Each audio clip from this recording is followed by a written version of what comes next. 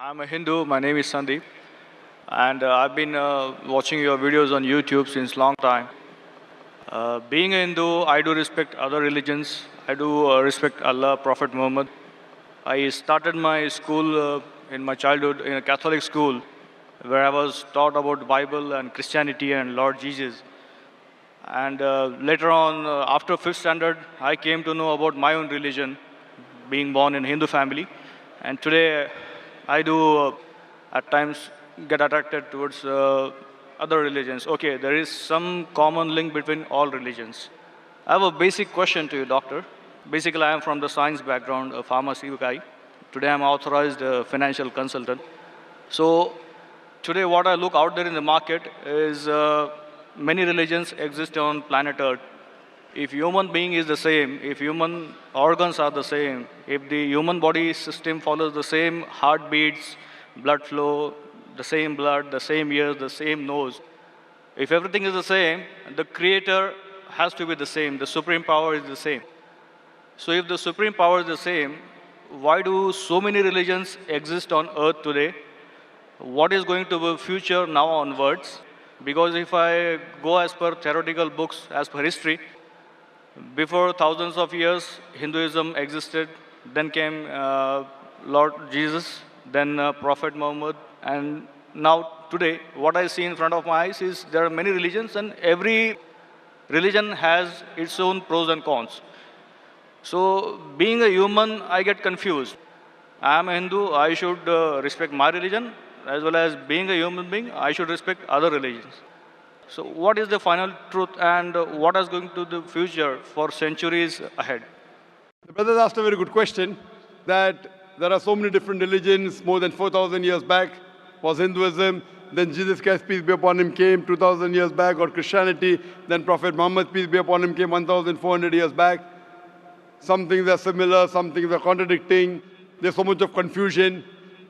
God, our creator, is one. Human body is the same. Creator has to be same. So why this confusion? It's a very good question. The reply is given in the Quran in Surah Al-Imran, chapter 3, verse number 19. It says, Inna Dina Indallahil Islam. The only religion acceptable in the sight of God is Islam. That is peace acquired by submitting our will to God. Almighty God only gave one religion to the human beings. As I said earlier, Almighty God has only sent one religion. But He has sent many messengers. When He sent messengers who got messages, by the passage of time, the message got changed. Again a new messenger came. He brought a fresh message. Again the people changed it. Again a new messenger came. It happened for many years down the ages. But all the messengers brought, the basic message was the same. Almighty God, the last and final message was the Quran. Now you will ask me this question, that why did God reveal the Quran 1400 years back? Why didn't He reveal the Quran directly? Reveal the Quran directly? No confusion. You know, my son, he wants to become a doctor. He tells me, Father, Abba, why do you put me into nursery, then junior KG, senior KG, first standard? Why you put me in school? Directly put me into medical college.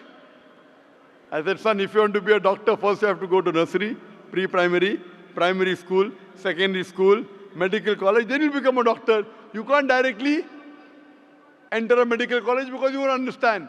So Allah subhanahu wa ta'ala, who is our creator, He knows very well that human being would not be able to grasp the complete message of the Quran if it was revealed earlier. 1400 years ago, Almighty God, who is our creator, He knows this time, the time has come where human beings can understand the message. So that's the reason previously He sent messages which were there but not complete because human being could not understand, could not grasp. As the message changed, He sent a new message, a new messenger. That's the reason all the messages that came before the Quran, they were meant for a particular group of people and meant to be followed for a particular time period.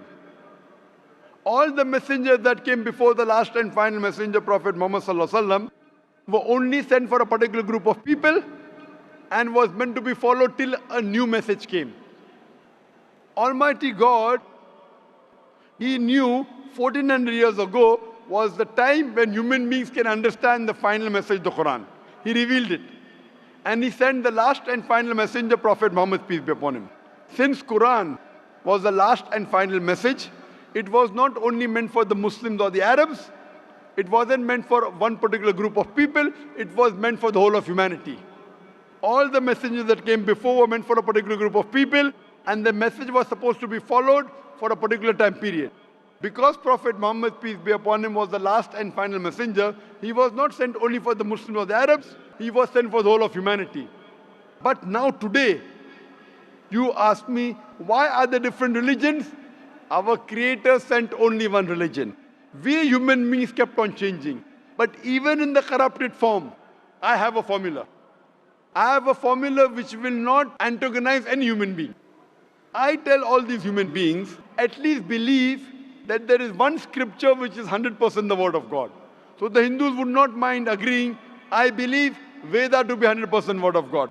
The Christians would say, I do not mind believing Bible to be 100% word of God. The Muslim will say, I don't mind believing Quran to be 100% word of God.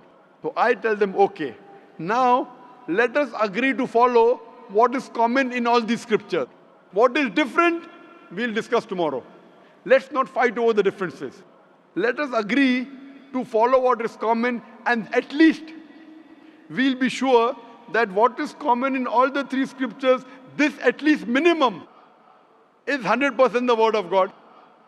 What is different may be the word of God, may not be the word of God. That we can discuss tomorrow.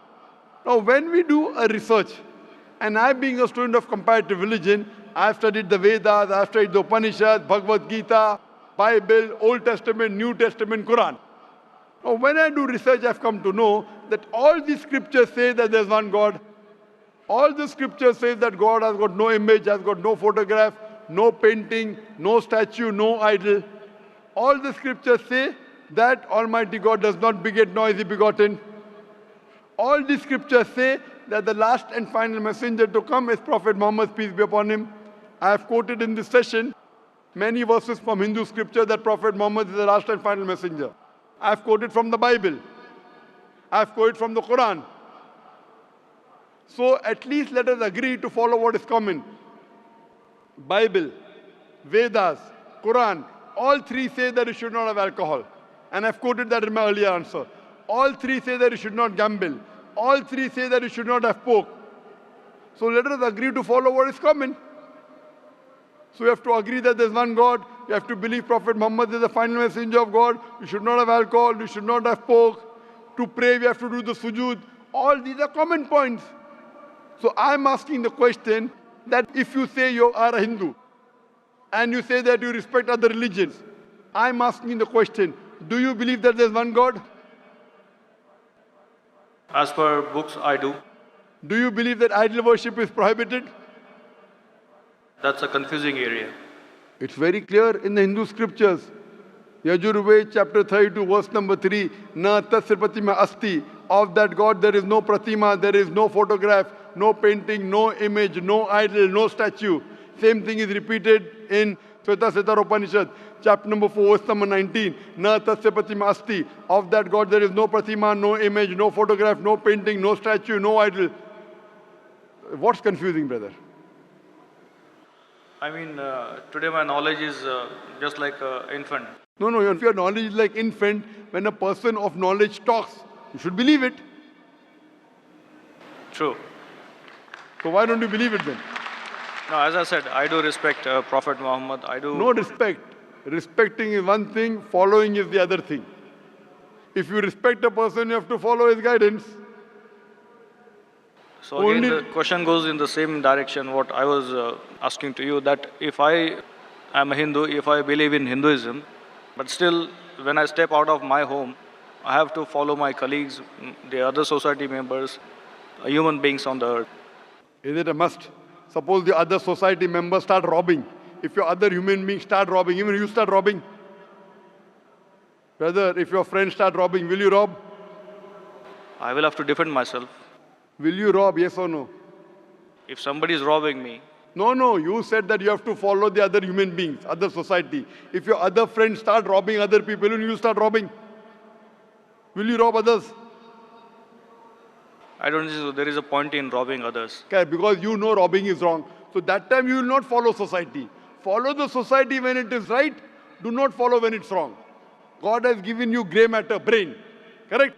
So if your Hindu friends are going against the Veda, will you follow Veda or your Hindu friends? They have to follow what is written in the books. Yes, forget about them. I'm asking about you. If your Hindu scripture says don't do idol worship, will you do idol worship? No, then I will not. So now do you believe idol worship is wrong? Again, as I said, I have to study more. I'm not clear. No, but you study, when will you study? Today or tomorrow? When?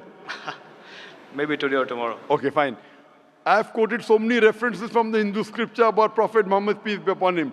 Do you believe Prophet Muhammad is the messenger of God? Yes, I do. If you believe, don't you have to follow his commandments? I may have to. Why may? Again, I'm not If you clear. may believe in, then you may. If you do believe in, you do have to follow.